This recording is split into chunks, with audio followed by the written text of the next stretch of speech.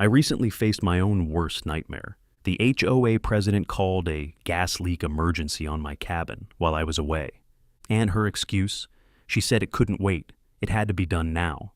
Funny thing is, the person who was inside was someone trying to leave me with more than just a bill. But let me start from the beginning. The air coming off Pine Lake still had a bit of a chill to it, even for late spring. It smelled clean, like wet stone and pine needles. I killed the engine of my truck and just sat there for a minute, letting the silence wash over me. For the past 6 weeks, my world had been the rhythmic beep of monitors, the controlled chaos of an operating room, and the low, constant hum of a field hospital generator. Coming home was like surfacing for air after being underwater for too long. My cabin wasn't big or fancy, just solid logs and a good roof, tucked away where the trees were thickest. It was the quietest place I knew. My brother Daniel always joked that I collected quiet the way other people collected stamps. After the places I'd been, he wasn't wrong. I grabbed my duffel bag from the passenger seat, swung the truck door shut, and breathed in deep. Home. The word itself felt like a release of tension in my shoulders. That's when I saw her. Karen Phillips, standing on the edge of my lawn like a flamingo in a pantsuit, phone pressed to her ear, her voice cut through the peace and quiet like a shard of glass. She was all sharp angles and expensive perfume, the self-appointed queen of the Pine Lake Homeowners Association. "Yes, an intruder," she said, her voice dripping with manufactured panic. "He just pulled up in a dusty old truck. It's him, the owner. But he's not supposed to be here. He looks agitated." I stopped, my boots crunching on the gravel driveway. Agitated? I felt about as agitated as a hibernating bear. I was tired, I was hungry, and I was looking forward to a hot shower and 8 hours of uninterrupted sleep. I gave her a small, non-committal wave. She ignored it, turning her back to me, raising her voice for dramatic effect. "I'm very frightened. He's approaching now. Please hurry." I sighed. This was Karen's brand. She sold safety, or rather, she sold the fear that made people buy her version of safety. It came with monthly fees, special assessments, and a list of rules longer than my arm. I'd been a surgeon in war zones. I knew what real fear looked like. This wasn't it. This was theater. I walked past her, heading for my front porch. "Afternoon, Karen," I said, my voice flat. She spun around, her eyes wide with what was supposed to be alarm, but looked more like satisfaction. "Dr. Lawson, you're back early. Your property has been flagged for a security check. I told you not to come here until it was cleared." I paused with my hand on the doorknob. "I don't recall you telling me anything, Karen. And since I own the property, I think I'm allowed to be on it." A sheriff's cruiser, lights off, rolled slowly up the driveway. A young deputy I didn't recognize stepped out. He looked from Karen's crisp corporate attire to my rumpled travel clothes and dusty truck. He had that look of someone who knew his afternoon was about to get complicated. "Ma'am, sir, we got a call about a possible intruder." Karen pointed a perfectly manicured finger at me. "That's him, officer. He's trespassing." The deputy looked at me. "Sir, is this your property?" I nodded. "Dr. Nathan Lawson, bought it 2 years ago. Just got back from a medical mission overseas. I have my ID right here." I pulled out my wallet. The deputy took it, glanced at the ID, and then back at the cabin. He looked tired. "Everything seems to be in order, ma'am." Karen wasn't having it. "But the security alert." "I am the head of the Community Safety Board. We had a report of a gas leak. The property was supposed to be vacant for emergency servicing. Gas leak. That was new. My cabin doesn't have a natural gas line, just electric and a propane tank I'd already shut off." I looked from her smug face to the board deputy, and a familiar feeling settled in my gut. It was the same feeling I got before a complex surgery, a sense of things not lining up, of a hidden problem just beneath the surface. I'd learned to trust that feeling. It had saved lives. Here, it was probably just going to save me a headache, but it was strong. "There's no gas leak, Karen," I said, my voice calm. "And I didn't get any notice about an emergency service. It was a last-minute emergency." "We have to be proactive," she insisted, her voice rising. "For the good of the community." The deputy handed my ID back. "Well, he lives here. There's no trespassing." He gave her a polite but firm look. "Unless there's an actual crime, I think we're done here." He got back in his car and drove away, leaving a cloud of dust and an awkward silence.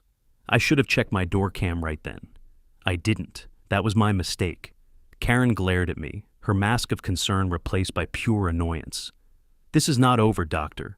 You can't just ignore community safety protocols."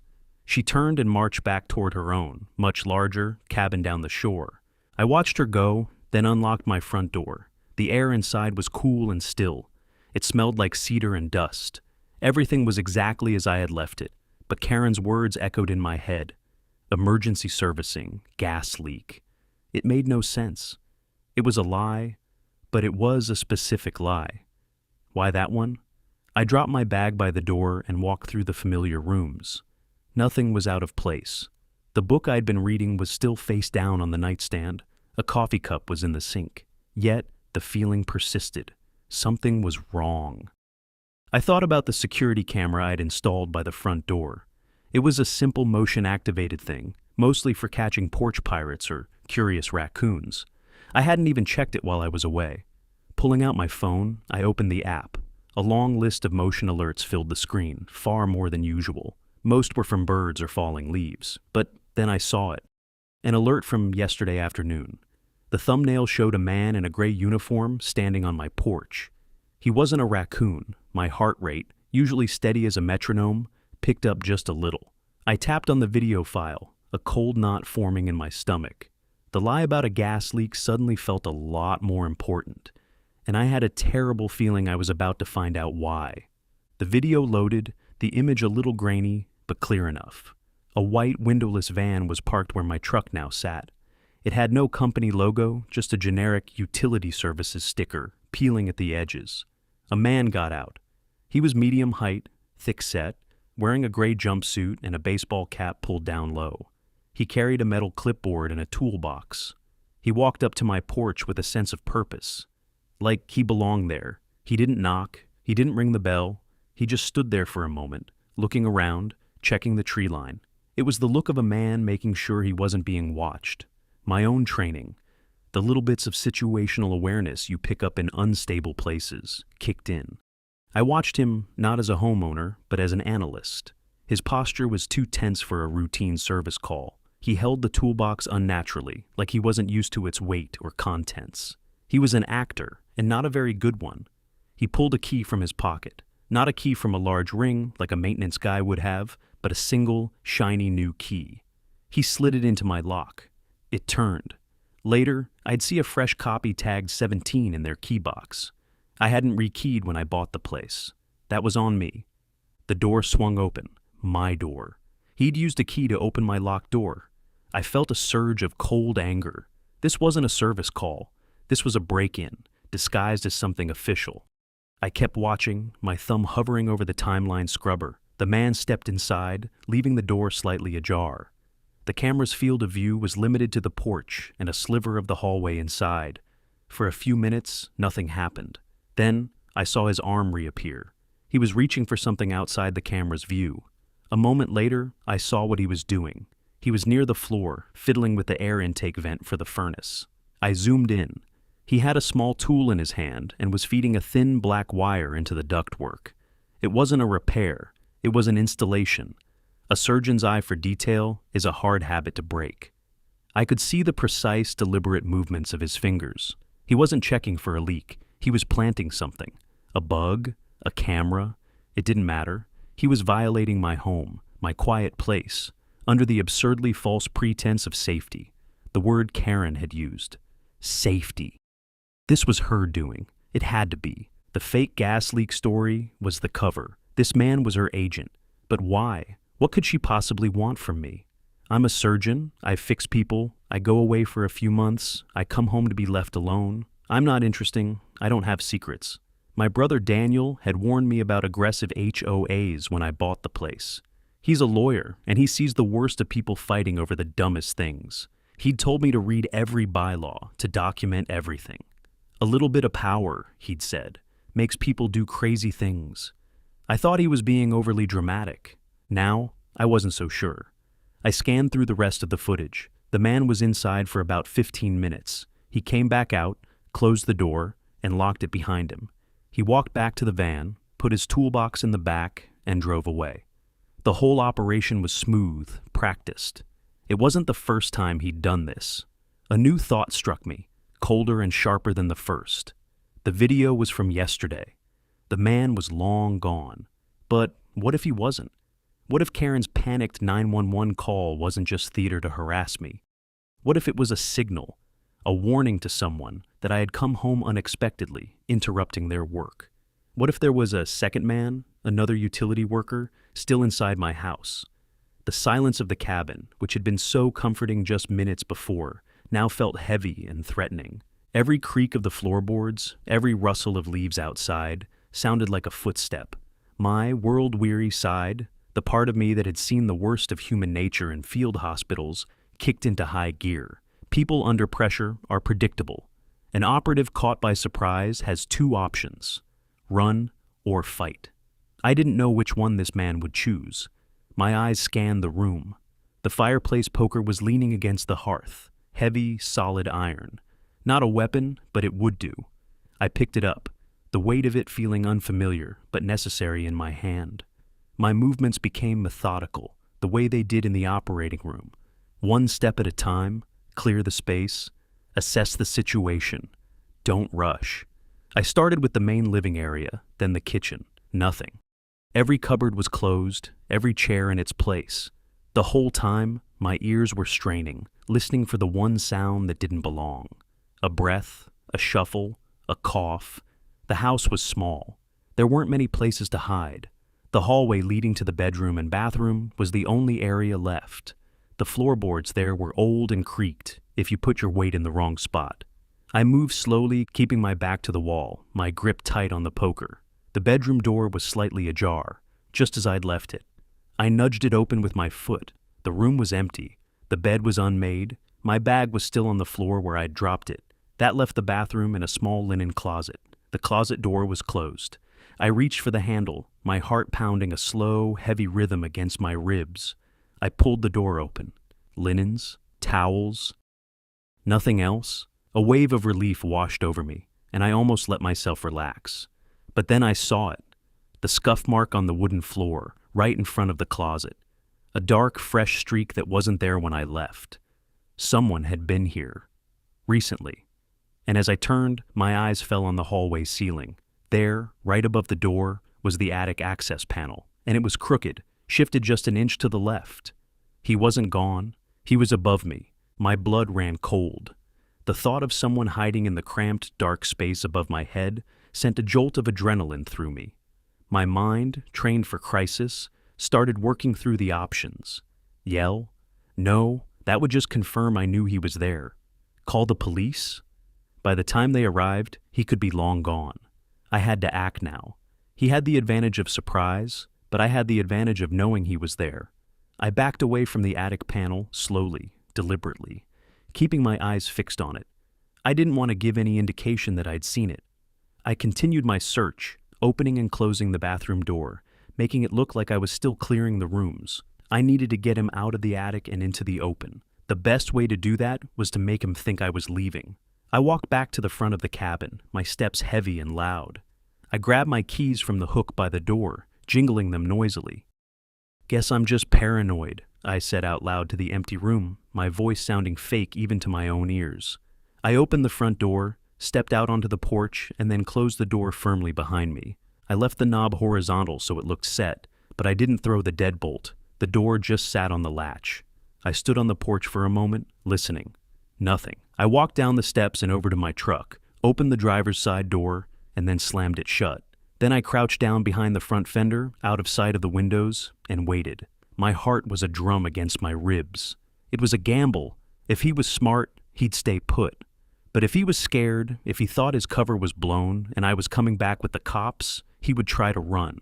I counted the seconds. 10, 20, 30. Just as I was starting to think I'd miscalculated, I heard it.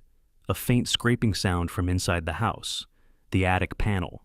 A moment later, the back door of the cabin, which led out to the woods and the lake, creaked open. I peered around the edge of my truck. A man in a dark hoodie and jeans slipped out of the house. He was younger than the guy from the video, wiry and quick. He scanned the yard, his eyes darting back and forth. He didn't see me. He took off at a sprint, not toward the road, but into the thick stand of pine trees that separated my property from the lake. I was after him in a second. The iron poker was gone, left inside, but it didn't matter. Running was something I understood. The forest floor was a carpet of damp pine needles, muffling our footsteps. He was fast, weaving through the trees like he knew the terrain. But I knew it better. This was my escape, my place to decompress.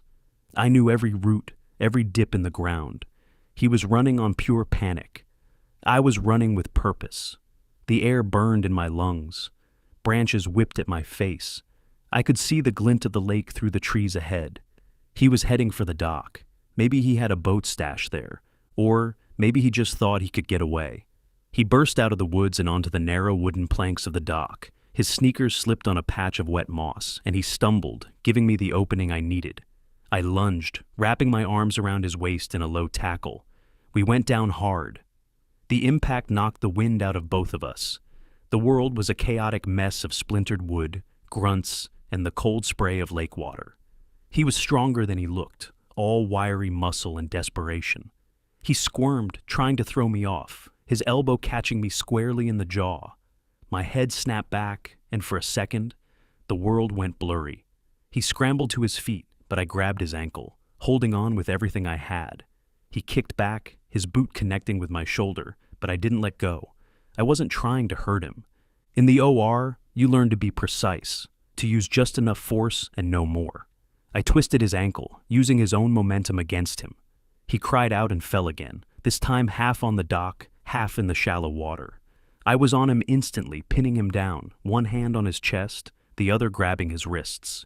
He struggled, but his fight was gone, replaced by a panicked, sputtering fear. "Who are you?" I demanded, my voice a low growl. "Who sent you?" He just shook his head, water dripping from his hair into his eyes. "I don't know anything, man. I was just supposed to run a wire." "Who paid you?" I pressed, leaning my weight on him. That's when I heard the sound of an approaching car, and then the familiar chirp of a police radio. A car door slammed. Dispatch had kept a unit nearby after the first call. "Nate? Dr. Lawson?" Dispatch had my name from Karen's earlier 911 call. It was a woman's voice, calm, authoritative. I looked up. A sheriff's deputy was standing at the edge of the woods, her hand resting on her sidearm. She was older than the first deputy, with sharp, intelligent eyes that took in the whole scene in a single glance. "Deputy Martinez," she said, "someone want to tell me what's going on here?" I was still breathing, hard, my adrenaline slowly starting to recede. I looked down at the shivering man pinned beneath me, then back at the deputy. "I think," I said, my voice hoarse, "this man was in my attic. And I have a feeling his van is parked somewhere nearby." Deputy Martinez didn't even blink. She just nodded, her gaze shifting to the man on the dock. It was a look I recognized. It was the look of someone who had just found the first piece of a very large, very complicated puzzle, and she was ready to start putting it together. Deputy Martinez was the kind of person who radiated competence. She moved with an economy of motion, her questions were sharp and to the point, and she listened to the answers. While another officer cuffed the man from my attic, whose name turned out to be Leo, Martinez walked with me back toward the house. I gave her the short version. Coming home early, Karen's bizarre 911 call, the door cam footage of the first man, and finding the second one in my attic. She took it all in without interruption, her expression unreadable. "Karen Phillips," she said, the name tasting like something sour. "She keeps our dispatchers busy. We found the white van parked in a small, wooded pull-off about a quarter-mile down the road, well hidden from passing cars. It was exactly the one from my video. Leo, now sitting in the back of a patrol car, refused to say a word. But the van was another story. It was a treasure trove. Martinez got a warrant to search it. A standing on-call judge had already greenlit quick warrants for a string of lake break-ins. This fit the pattern. While we waited, my neighbor Mike wandered over. Mike was a retired park ranger, a man who seemed to be made of leather and quiet wisdom. He had a dog named Buddy who was perpetually chasing squirrels. "Heard a commotion, Nate," he said, peering at the police cars. "Everything all right? That HOA queen finally declare war?" I managed a tired smile. Something like that, Mike. Knew she was trouble, he grumbled, pulling a stray leaf from his white beard. Acts like she owns the lake. Told me my bird feeder was attracting undesirable elements. I told her the jays are citizens too. Martinez returned with the warrant in hand. The back of the van was locked up tight. An officer jimmied the door, and it swung open to reveal a mobile command center for a very specific kind of business. He showed the signed warrant before he popped the latch. It was meticulously organized. On one wall, tools were clipped in neat rows. Not the tools of a gas man or an electrician, but delicate electronics equipment. Signal boosters, soldering irons, spools of whisper-thin wire. On a workbench, there were several small black plastic squares. I picked one up. It was a listening device, a microphone small enough to hide almost anywhere. It was exactly like the one I'd imagined being fed into my air vents. There was a stack of clipboards on a small shelf. Martinez picked one up. The top sheet was a work order for my address. The reason for the visit was listed as Mandatory Emergency Gas Safety Inspection. The work order was signed by Karen Phillips, President, Pine Lake Safety Initiative. Pine Lake Safety Initiative, Martinez read out loud, her voice laced with irony. That's what she calls her new program. She flipped through the other work orders. There were dozens of them, one for nearly every cabin in the community that wasn't owned by one of Karen's close friends. Beneath the clipboards was a heavy-duty key box. Inside was a collection of master keys, each one tagged with a cabin number. My number, 17, was on a key that looked brand new. Karen hadn't just faked a work order. She had a key to my house. She had keys to everyone's houses. The methodical, almost clinical part of my brain took over again. This was a systematic invasion of privacy on a massive scale. But the question remained, why? The answer was in a locked metal file box under the workbench. The officer had to use a crowbar to get it open. Inside were files, one for each targeted property. I watched over Martinez's shoulder as she opened the one with my name on it. It contained a copy of my property records, my tax information, and even a printout of my credit report. Tucked in the back was a document titled Projected Compliance Schedule. It was a spreadsheet. It listed a series of escalating safety violations and the associated fees. It started small, a $50 fine for improper vegetation clearance. Then it grew, a $200 fee for a mandatory deck integrity test, a $500 charge for a septic system evaluation.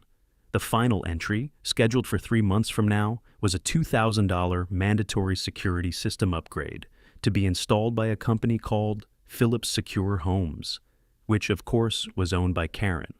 It's a squeeze play, Martinez said, her voice grim. She finds a homeowner, maybe someone on a fixed income or someone who's away a lot like you. She uses these fake inspections to plant listening devices to find out about their financial situation. Then she buries them in fees and fines until they can't afford to stay. Then her company swoops in and buys the property for pennies on the dollar. It was a brilliant predatory scheme, all disguised as community safety. The bugs weren't for blackmail, they were for market research. Mike, who had been watching quietly, let out a low whistle. That woman could skin a flea for its hide and sell the tallow. He was right.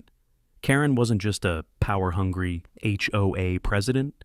She was a predator, and this quiet lakeside community was her hunting ground.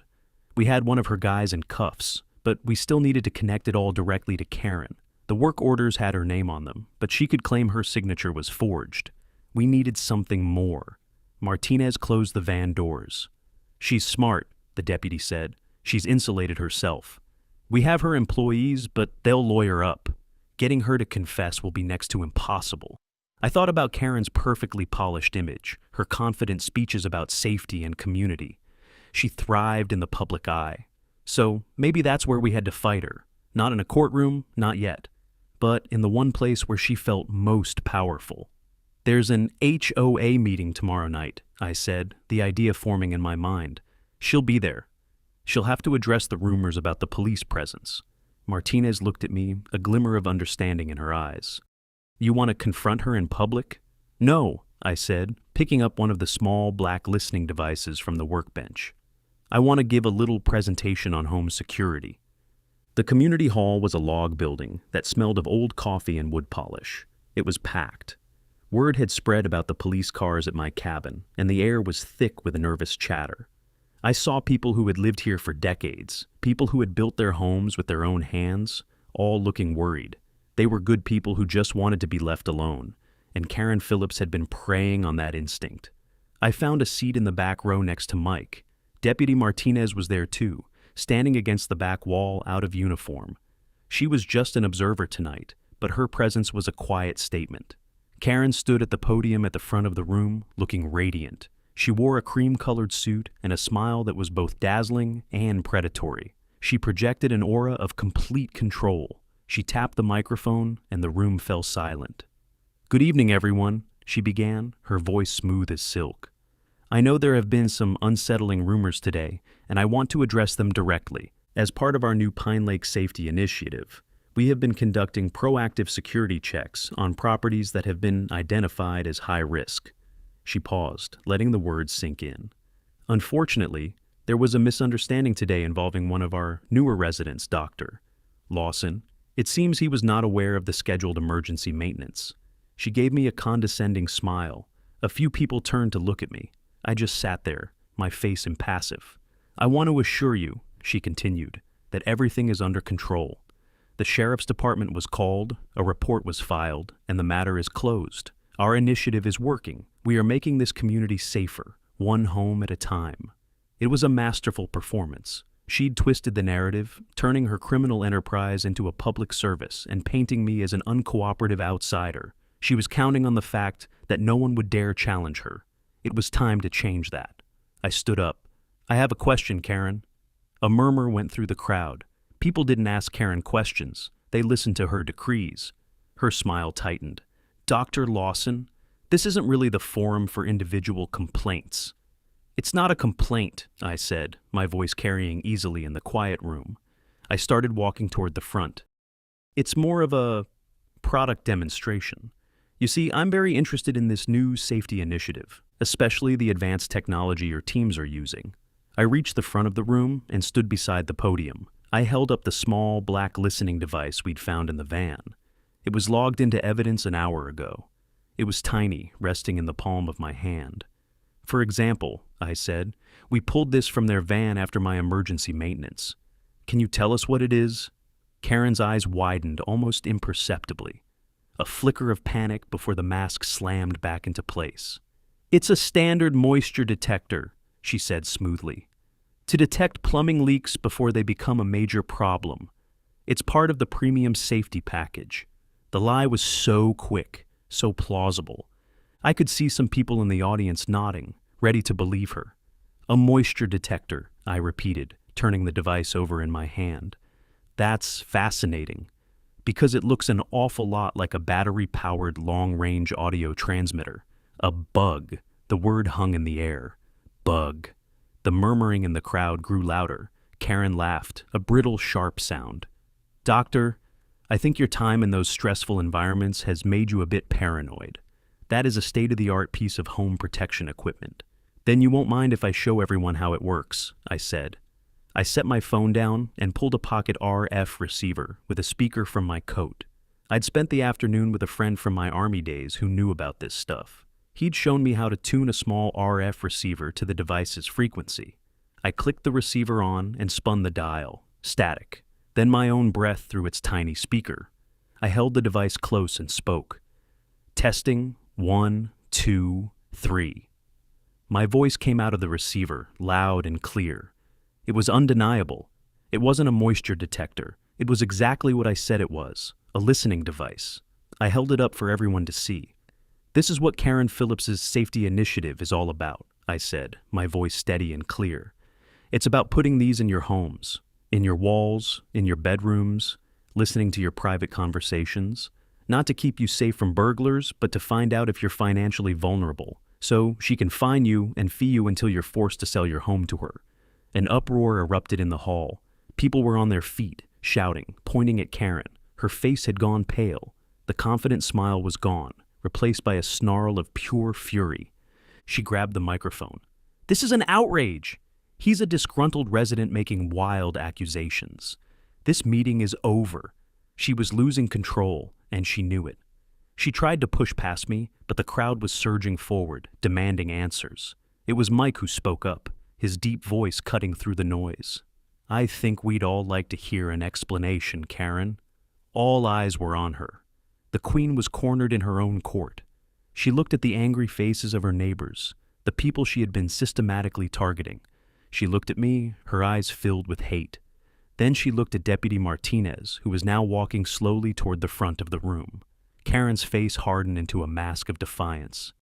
"There will be an official inquiry," she spat, "and I will be fully exonerated. In the meantime, as a matter of public safety, Doctor, Lawson's property is scheduled for a full, mandatory structural inspection tomorrow morning at 9 o'clock. His dock appears to be in violation of several community codes. It was a direct threat, a blatant act of retaliation in front of the entire community. She was doubling down, using the very system she'd created to punish me for exposing her." The room fell silent again, shocked by her audacity. She pushed her way through the stunned crowd and stormed out of the hall. The battle was out in the open now, and Karen had just made it clear she had no intention of backing down. She was going to try to break me, and she was going to use the full power of her corrupt system to do it. The next morning, a third-party inspector contracted by the county pulled up promptly at 9. He had a sour face and a clipboard, the universal uniform of someone who enjoys wielding minor authority. His name was Mr. Henderson, and he walked with the self-important air of a man who was very certain he was going to find a problem. Mike was already on my porch, holding 2 mugs of coffee. He'd seen the county vehicle pull up. "Reinforcements have arrived," he announced, handing me a mug. "Figured you might need some moral support, and coffee." "Thanks, Mike," I said, taking a sip. The coffee was black and strong, just how I liked it. Henderson ignored us completely. He didn't even look at the cabin. He marched straight past the house, down the path, and onto my dock, his eyes scanning every board, every post. I built that dock myself, with my brother, Daniel, the summer after I bought the place. It was solid. We'd use galvanized steel bolts and pressure-treated lumber. It was over-engineered to withstand a hurricane, let alone the gentle lapping of Pine Lake. Henderson spent 20 minutes on the dock. He knelt, he peered, he tapped boards with the end of his pen. Finally, he stood up, a triumphant smirk on his face. "This is a serious violation," he declared, his voice full of feigned gravity. He pointed to one of the bolts that secured the dock to the concrete footing on the shore. "This bolt is loose, by at least a 1/16 of an inch. It compromises the shoreline footing and egress. That triggers a safety hold." I walked over and looked. The bolt was perfectly tight. I knew it was. I'd checked them all myself at the beginning of the season. "That bolt is not loose," I said calmly. I snapped a close-up photo with a timestamp. He waved it off. He scoffed. "I'm the inspector. I say it's loose. The entire structure is unsafe.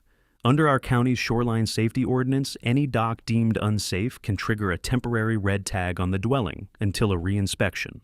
I'm issuing that now." He pulled out a large, bright red sticker and slapped it onto my front door. "This property is posted as unsafe for human habitation until the violations are corrected and a full reinspection is completed." Mike let out a low whistle. "You're condemning his whole house because of one bolt you think is loose?" Henderson puffed out his chest. "Rules are rules. He'll have to hire a licensed contractor, submit a repair plan to the county, get it approved, have the work done, and then schedule a reinspection. It could take months. Months. He was trying to make me homeless, to force me out of my own house over a phantom violation. This was Karen's retaliation, pure and simple. She couldn't silence me, so she was trying to evict me. I looked at the red tag on my door. It felt like a physical blow. This cabin was my sanctuary, the one place on earth I could truly rest, and they were trying to take it from me. A cold, hard anger, the kind I rarely felt, began to build inside me. This had gone beyond a simple dispute. This was a declaration of war. After Henderson left, his county car kicking up gravel as he sped away, I called Deputy Martinez. I explained what had happened. There was a long pause on the other end of the line. "Henderson," she said finally, "he's on Karen's list of preferred vendors. We've had complaints about him before, extorting homeowners for unnecessary repairs, but we've never been able to make anything stick. He's part of her crew, I said. It's another arm of the same monster. And now she's using it against you, Martinez finished. She's escalating. She knows we're onto her, so she's trying to get you out of the picture before we can build a case. We were in a difficult position. We had the bug, the van, and the 2 hired hands, but the connection to Karen was still circumstantial. The work orders could be explained away. Her outburst at the meeting was damning, but not illegal. We needed more. We needed to catch her in the act of directing her criminal enterprise. We needed to bait a trap. She thinks I'm out of the house now, I said, an idea starting to form. She thinks she's won. What are you thinking, Nate? Martinez asked. She used a fake detector to get into my house, I said. Let's use a real one to get back at her. The plan was simple, but it felt right. We would use her own tactics against her. I would make a very public show of buying and installing a new, top-of-the-line smart security system. One with smoke detectors, carbon monoxide sensors, and cameras. I'd tell Mike, knowing he was the community's most reliable source of gossip. The news would get back to Karen within hours. She wouldn't be able to resist the temptation. She would know she couldn't have me listening or recording inside a red-tagged house. She would have to send her crew back in to find my new system, to disable it, or, even better, replace my new smart detector with another one of her bugs. She'll send them back, I said to Martinez. She'll have to. She can't risk me having my own surveillance. And when she does, Martinez replied, her voice hardening with resolve, we'll be waiting for them. The red tag on my door was an insult, a weapon meant to drive me away. But Karen had made a critical mistake. She thought she was dealing with a quiet doctor who would back down. She didn't know that my entire career had been about working under pressure, about finding solutions in the middle of chaos. She had just red-tagged the wrong house, and in doing so, she'd given us the perfect bait for our trap. The trap needed to be perfect. Karen was arrogant, but she wasn't stupid. Her people would be cautious. We had to make the bait irresistible. The first step was theater. I drove into town and went to the big hardware store. I made a point of asking the clerk in the electronics aisle loud, detailed questions about the best wireless security systems. I bought the biggest, most expensive box they had, one with a picture of a smiling, safe family on the front.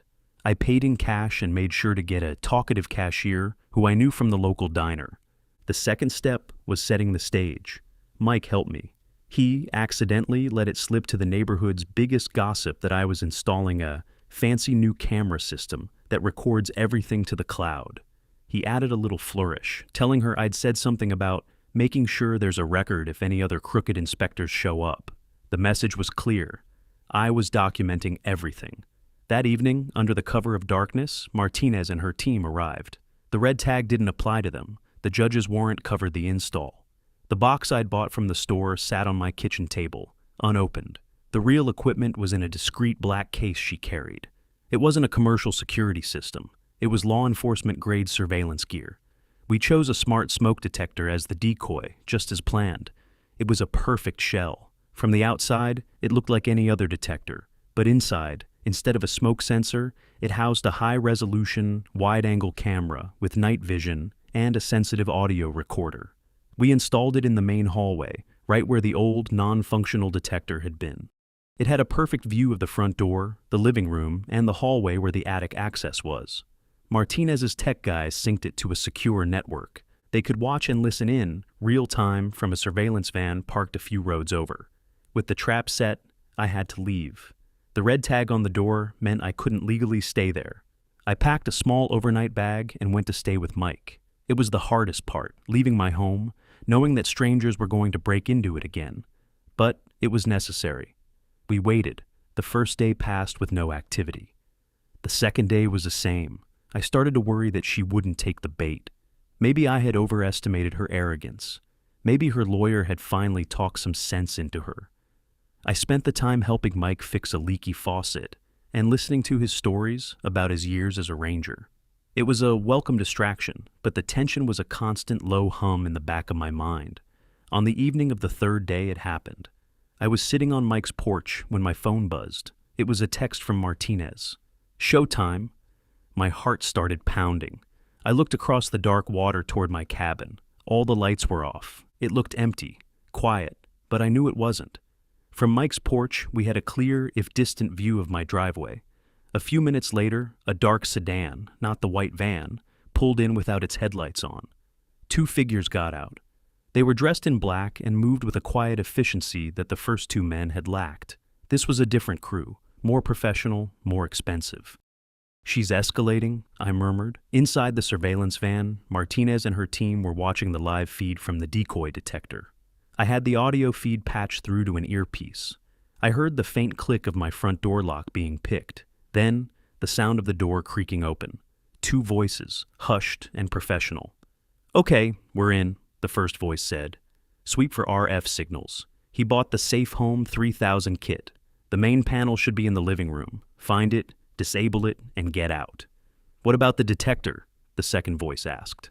"Boss wants it swapped. She wants our eyes in here, not his." I heard them moving through the house. The sounds were magnified in my ear. The soft tread of their boots on the wood floor, the rustle of their clothing.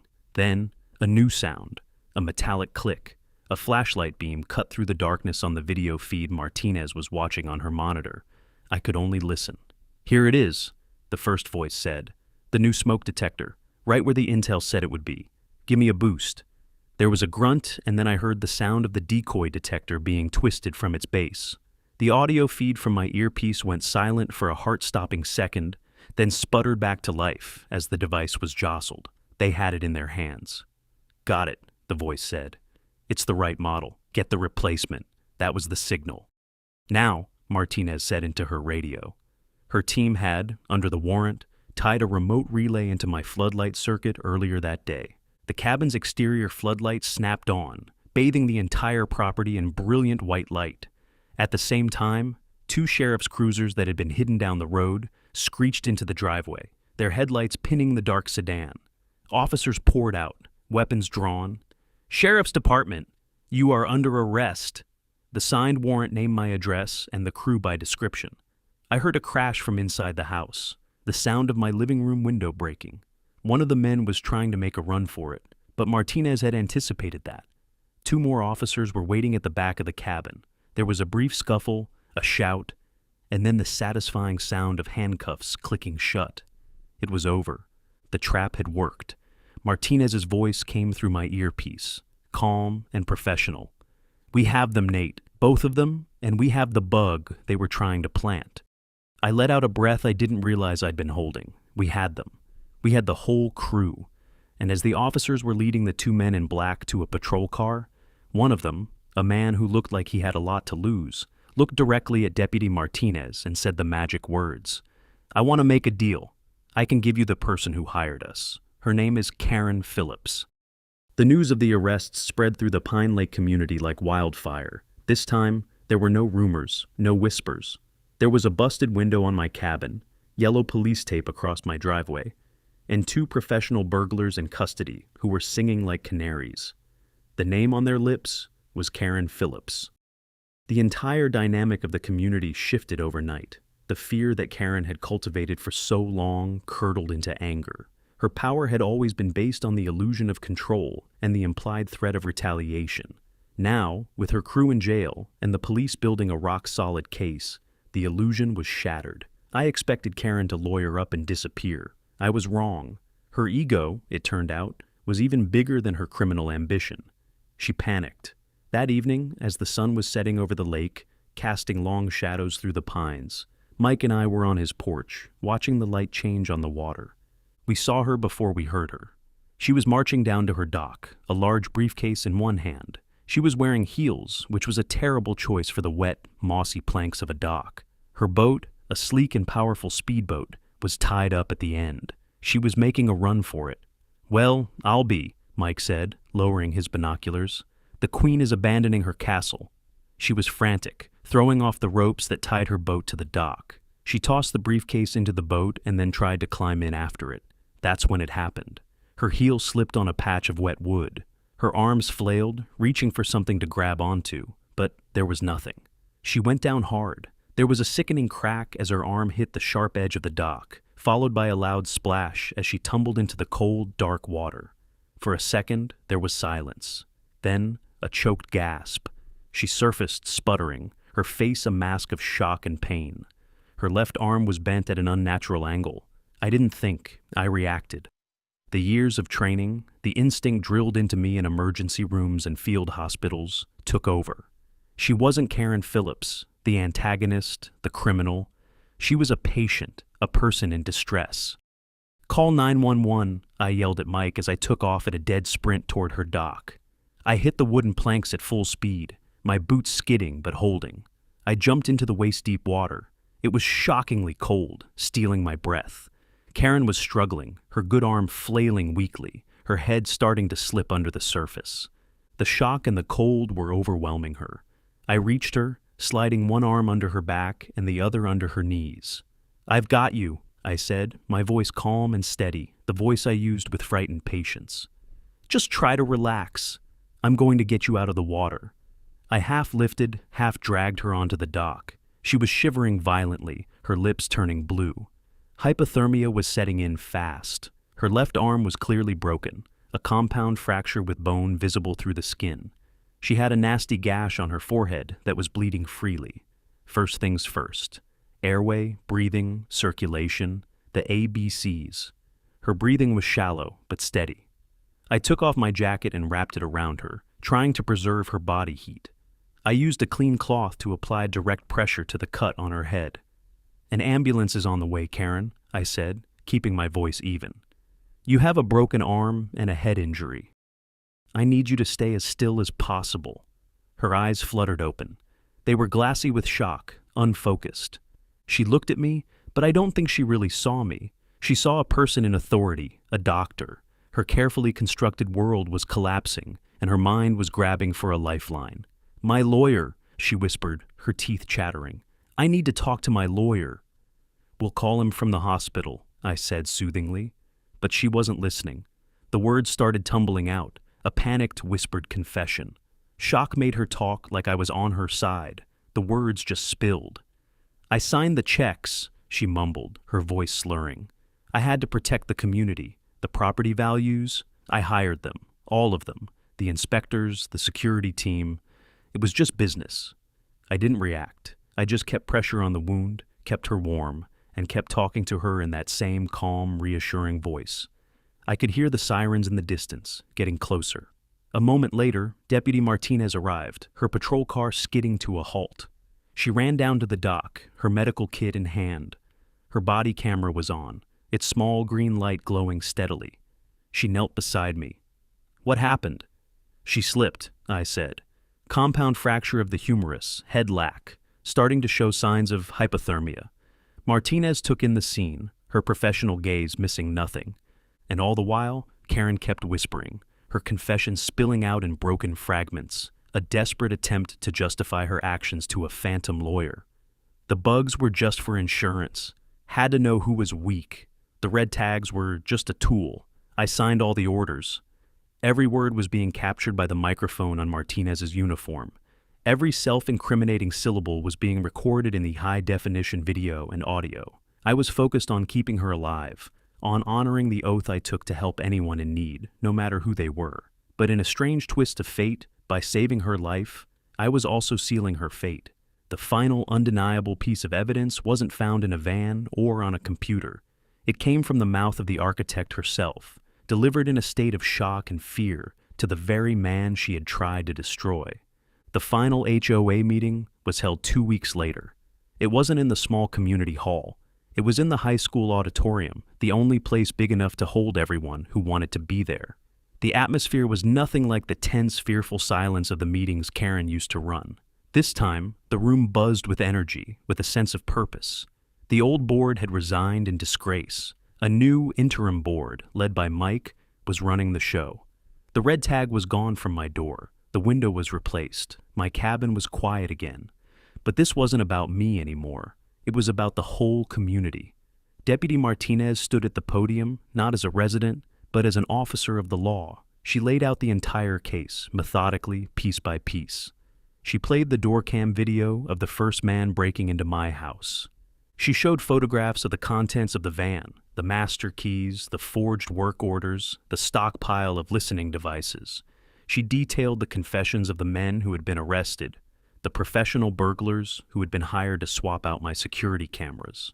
They had laid out the whole scheme, how they were paid by a shell corporation that was funded by another shell corporation, all leading back to a single bank account controlled by Karen Phillips. Then, Martinez looked out at the silent, packed auditorium. Karen Phillips built her enterprise on the idea that you were all too scared, too busy, or too disconnected to notice what she was doing, she said. She preyed on your trust. She used your desire for a safe community as a weapon against you. Finally, she dimmed the lights. A large screen descended behind her. The most compelling evidence, however, came from Miss Phillips herself. She played the body camera footage from the night on the dock. The screen showed my hands working to stabilize Karen's arm, to stop the bleeding. It showed the flashing lights of the ambulance reflecting on the dark water. And it captured her voice, a panicked, slurring whisper, confessing to everything. I signed the checks. I hired them. It was just business. The auditorium was utterly silent. You could hear a pin drop. The sight and sound of her confession, while I was actively working to save her life, was a powerful, gut-wrenching moment. It was the ultimate betrayal laid bare for everyone to see. When the lights came up, Martinez concluded, Karen Phillips has been charged with multiple felonies, including conspiracy, wire fraud, burglary, and illegal wiretapping. Mr. Henderson, the county inspector, has also been arrested and is cooperating with the investigation. The assets of Phillips Secure Homes and the Pine Lake Safety Initiative have been frozen. A full forensic audit of the HOA's finances is underway. A wave of applause, of pure, unadulterated relief, swept through the auditorium. People were standing, cheering. They weren't cheering for Karen's downfall. They were cheering for the return of their community. They were cheering because the bully was gone. I didn't stand or cheer. I just sat in the back, watching. For me, it wasn't a moment of triumph. It was a moment of closure. The fight was over. The question that had been nagging at me, how far will a man go to defend his own, had been answered. I hadn't thrown a single punch in anger. I had used my mind, my training, my precision. I'd defended my home by observing, by planning, and, in the end, by healing. After the meeting, people came up to me, shaking my hand, thanking me. They saw me as some kind of hero. But I didn't feel like one. I just felt like a man who had wanted to be left alone and had been pushed too far. Mike clapped me on the shoulder. Well, Nate, he said, a broad smile on his face. Looks like the neighborhood watch has a new chairman. I shook my head. No thanks, Mike. I think I'm officially retired from community organizing. I'm just going to stick to medicine. The legal system would handle the rest. The courts would decide Karen's fate. The auditors would untangle her financial web. My part was done. All I had wanted was my quiet little corner of the world back. And now, it finally was. The battle for Pine Lake was over, not with a bang, but with the quiet, methodical presentation of the truth. And for the first time in a long time, the future of this place felt safe, not because of a fake initiative, but because the people in it were finally working together. A few months later, summer has settled over Pine Lake. Mornings are glass still, loons call. The spring chaos feels far away. The HOA is different now. Mike took the president job with a grumble and kept it. Meetings are short, rules are simple, the budget is open. Forensic auditors mapped the whole scheme. Years of pressure, shell companies, families pushed out, quick flips for profit. A class action suit is moving to help them. Karen took a plea. With the evidence stacked high, she pled to fraud and wiretapping. She's serving time in a low-security federal prison. Around the lake, her name is rarely said, like a bad storm that passed. My brother Daniel visited last weekend. We sat on my fixed dock, inspected by someone honest. Rods in hand, not catching much. He'd tracked it all through my calls and texts. I didn't think you had it in you, he said. I always pictured you as the guy who'd just move. I did too, I said. But there's a line between avoiding a fight and letting someone shove you off your own land. The "don't mess with my quiet" button, he joked. Something like that. I've seen life and death in the OR and in war zones. That was always in other people's homes. This was mine. When someone came for it, I used what I had. Not rage, not a gun, but precision, patience, a plan, and when the moment came, a steady hand for the person who'd tried to break me. I didn't want the fight. But when it came, I finished it. Now the quiet is back. It feels earned. I sit on my porch with coffee and watch the mist lift off the water. The world is still loud out there. I'll go back to it soon enough. For now, here, things are simple. Neighbors wave, the board posts the books, the dock bolts are tight, the lake is calm, everything is right, and my home is finally truly safe.